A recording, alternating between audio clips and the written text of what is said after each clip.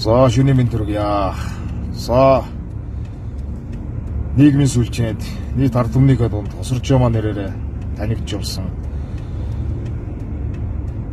нэг лайваараа хамгийн олон хүн цуглуулж ажилласан Осорж Жомаа гэдэг залуу бурхны орондоо заларсан байна.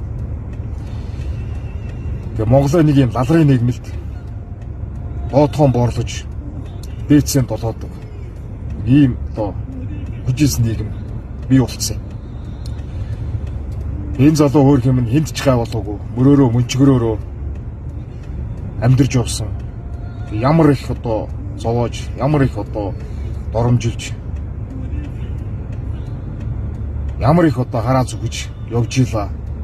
Тэнд тутгалчлаа л гэн, тэнд зодчлоо л гэн. Энэ залуу бол нийт иргэдэд гай болоогүй. Нийт Монгол улсын газар нутгийг ухаагүй. Яг мөрөөрөө мөнчгөрөөрөө зүтгэж яваал ингээл бурхны орондоо заларсан байна. Үгсэн хонь уянгалдаг биш. Өнөөдөр амьдрч яваад нь урмын үг харилдаг баймар байгаамаа. Нэг нэгэндээ хайртай баймар байгаа л чилий. Тэгээд одоо хүн эмгэнэл одоо илэрхийлээ тэгээд.